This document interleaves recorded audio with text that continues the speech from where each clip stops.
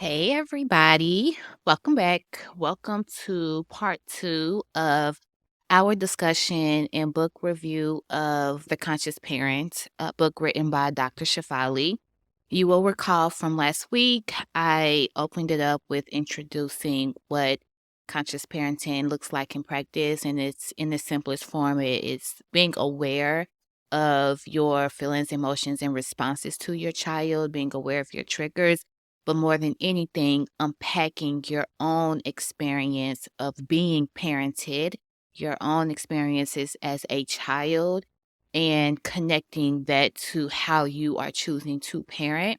The other piece we talked about last week was around unpacking the fantasies that we have for our children, dismantling the desires we have for them, and instead observing them for who they are and embracing who they are and enhancing who they are, because our children come into the world exactly as they are supposed to be, not who we want them to be, in its simplest form, right? There are some complexities to that, but in its simplest form, it's about being mindful of your child and seeing them as full, actual human beings and parenting them from a place of protection, but not a place of projecting or suppressing, right? In all of these things, I am speaking from the experience of a mother who is raising a child on the autism spectrum. The book is not written specifically for parents raising neurodiverse children, but from my experience in reading it, it is highly applicable because essentially, though parents who are raising children on the spectrum and with other neurodiversities, though there are specific barriers and perhaps additional challenges, there are more similarities around parenting in general, regardless if you have a neurodiverse child or not, than we would think, right? But I definitely still want to differentiate this for parents like me who are raising autistic children and other children who have other neurodiverse diagnoses. So, today I want to continue to unpack chapter one. Take me longer than I expected. So, a lot of the points she makes I can expound on for hours. And so, I think that the book review is probably going to take me longer than I anticipated, but that's okay. We'll figure it out as we go, much like parenting, right? But to that point, I want to embark on the second half of chapter one where she talks about the intentionality that must be applied to parenting. And those are not her words, those are mine. But that is what I gathered from it. And it highlights for me what I discussed in my transformative parenting course. I'll link it below. I discussed the importance of creating a plan. And so she talks about in the second half of chapter two how it is important to see parenting as a mission, as a philosophy, right? And so I want to read an outtake from a piece of what she wrote to that point to make it more clear for you. She says, were we to head up a billion-dollar organization, we would craft a carefully considered mission. We would know our objective and how to achieve it.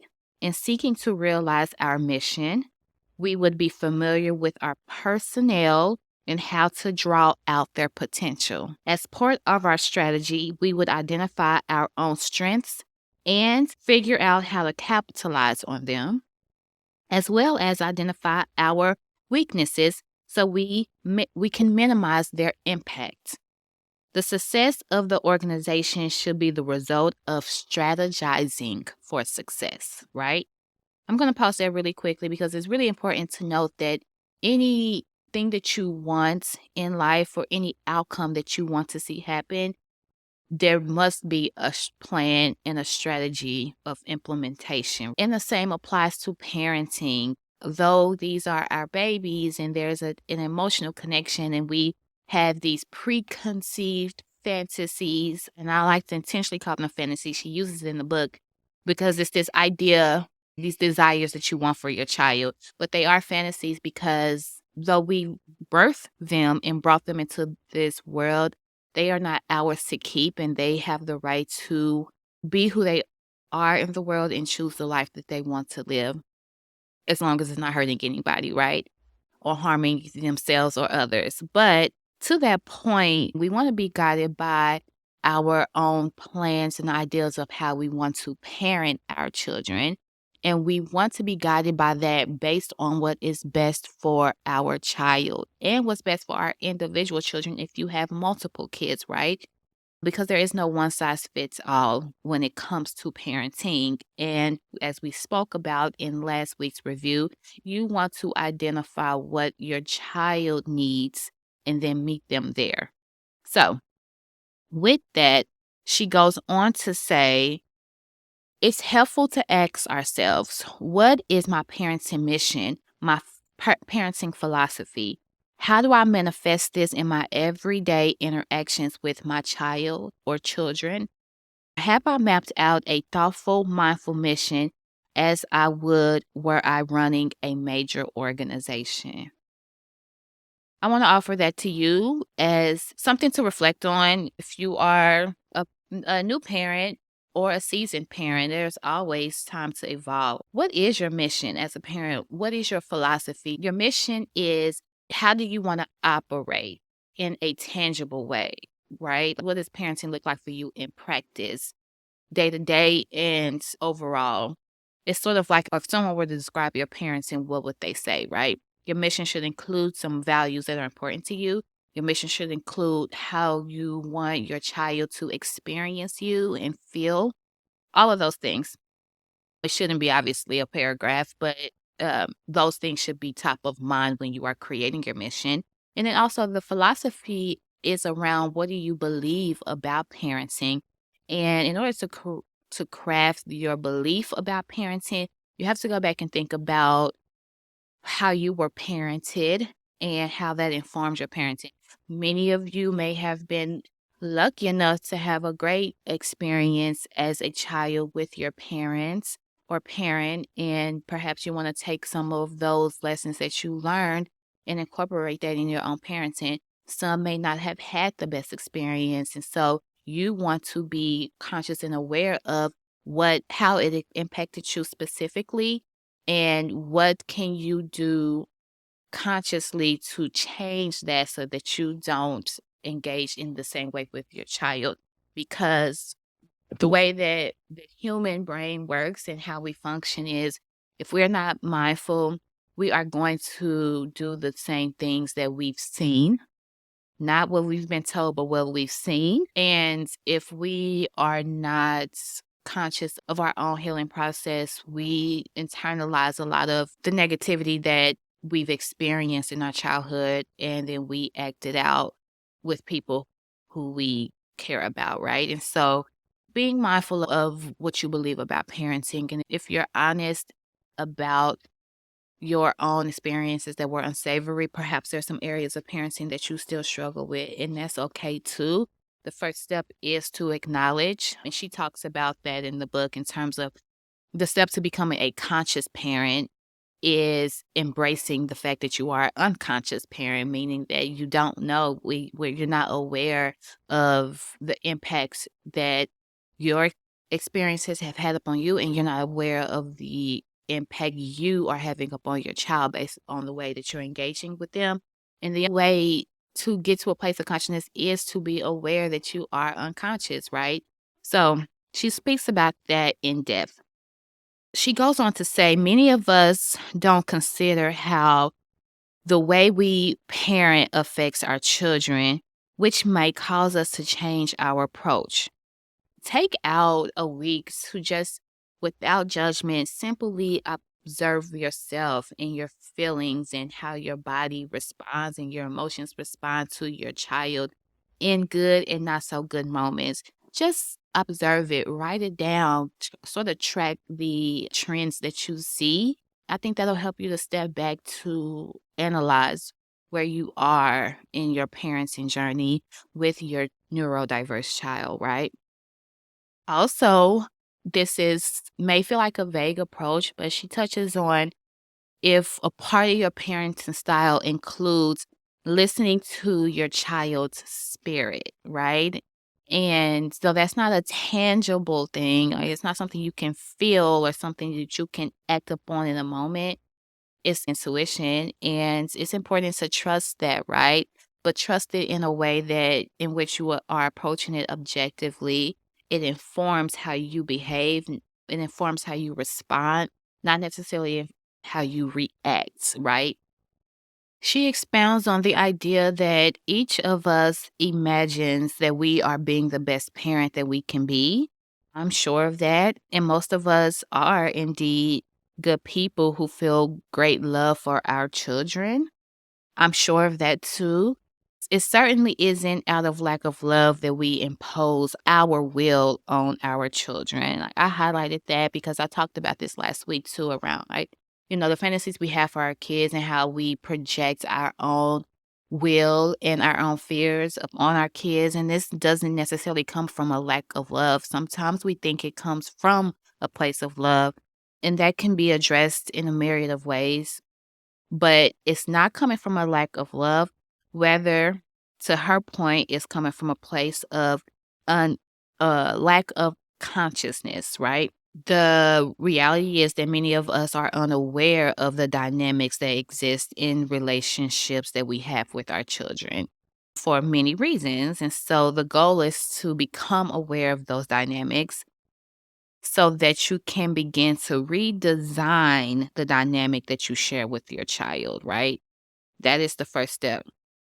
Much of my work around advocating for neurodiversity is so that we can evolve into a society that is safe for neurodiverse children, specifically children who are on the spectrum. But in doing that, I realized that what is lacking is support for parents who are raising neurodiverse children, because parents are the first responders. They are the energy that our children experience the most. And if we are not good as parents, our children won't be good in general, but also as we are advocating for a better society that is accepting and embracing of our children, we also have to prepare our children to be accepting and embracing of themselves exactly as they are. And the only way to do that is if we are modeling that behavior and accepting and embracing them exactly as they are. And the way to do that is first to unpack your stuff and get on the journey of healing yourself, right? And this is not an overnight process. This is absolutely a journey, which is why my work is around the intersection of personal development and raising neurodiverse children, because you have to be willing and ready to engage in personal development as well for multiple reasons.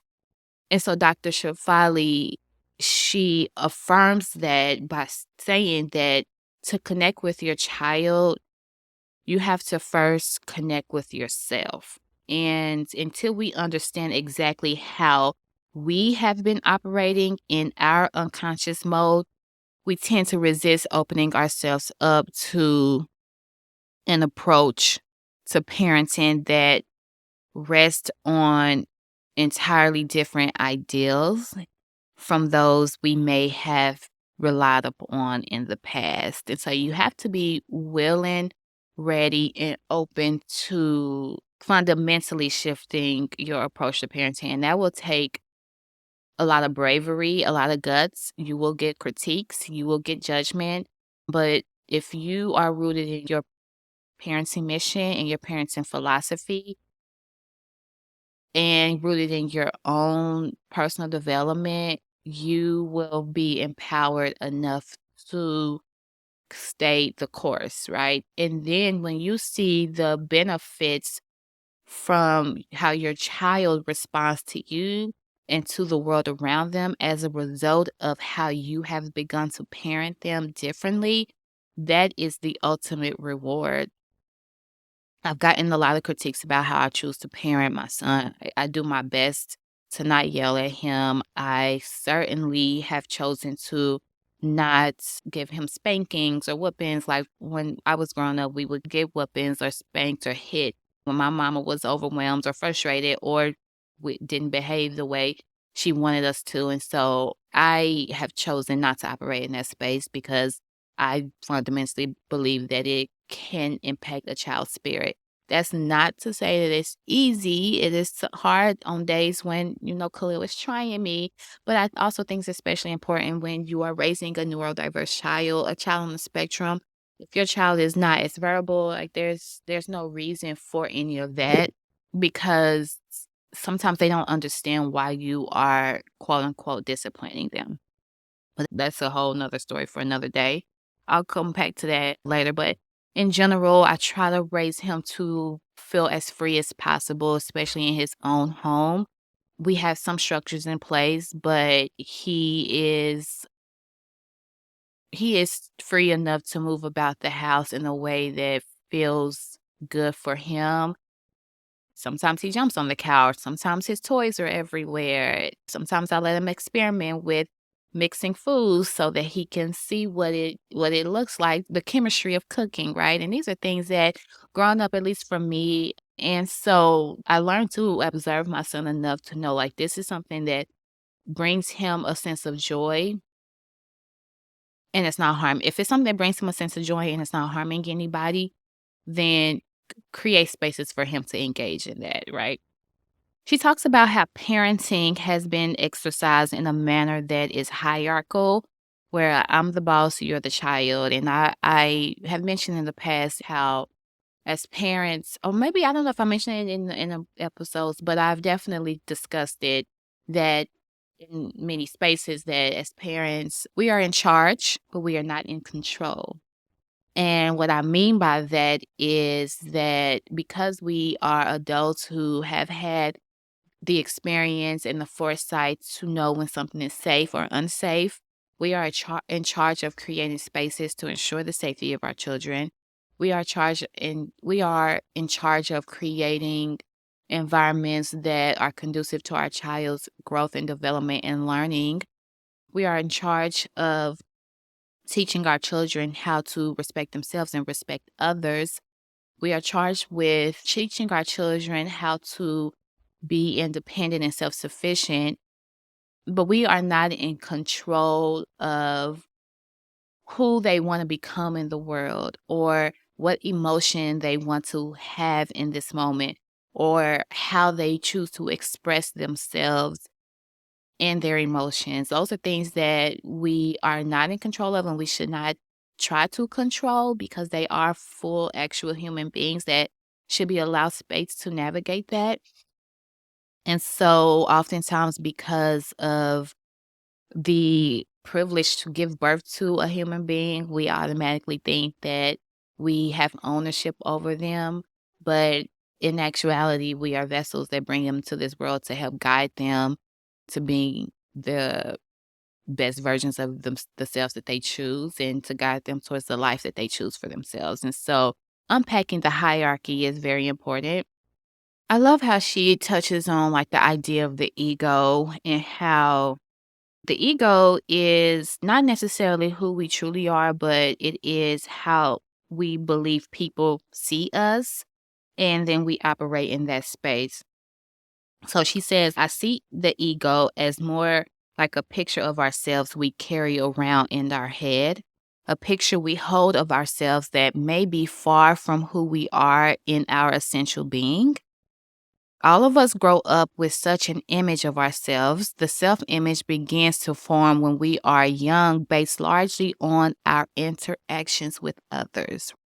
And so she brings this up because oftentimes our ego informs our parenting, and it's rooted in being worried about how others are perceiving us and perceiving our children because we believe our children are extension of us when instead they hold the same essence of us, but they are individuals with their own identities. And so I love how she expounds on the ego as this narrow and limited idea of our core self.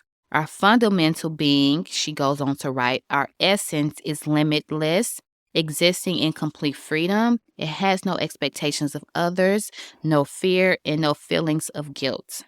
While to live in such a state may sound strangely detached, this state actually empowers us to connect with others in a truly meaningful way because it's an authentic state. Once we have detached from our expectations of how another person should behave and we encounter them as they really are, the acceptance we inevitably demonstrate toward them naturally induces connection. That just spoke to me deeply because with your children and with other human beings, when you enter engagement with neutrality and objectivity, you give them freedom to operate as they desire to. When you approach interactions with your children and others with expectations on how you want them to operate, you are controlling the dynamic that could potentially exist of honesty and purity, right? So I want you to think about this as you are going about your week and observing your child and engaging with your child and trying to tap into your child's own spirit. Think about this. How much are you invested in changing your child and who they are, as opposed to embracing your child and who they can become? That's one. Dr. Shafali talks about that it's more than applying strategies to get your child to change, right? And it's about a philosophy shift that involves the process and the power to just to transform both the parent and the child on an elemental level. The only meaningful way for a parent and a child to relate is as spiritual partners. I know this is a lot to take in, but you both can mutually benefit each other and mutually advance each other if you are open to what who your child is fully and let go of the fantasy of what you want them to be. For this reason, conscious parenting goes beyond techniques aimed at fixing a specific behavior, speaking instead to the deeper aspects of the relationship between parent and child. And so think about, as you are observing your child, as you're trying to tap into your child, as you are observing yourself this week, and you see a behavior that you would like to see different in your child, ask yourself why first. Unpack it, and if you can't quite get to the answer, let it sit. It'll come to you later in quiet time, which is why it's important to meditate and sit in quiet time. But begin to ask yourself why. Why do I want this to be different? Why do I want this to change? Begin to ask yourself these questions first. But as always, be incredibly compassionate with yourself. And until next time, take care of yourself.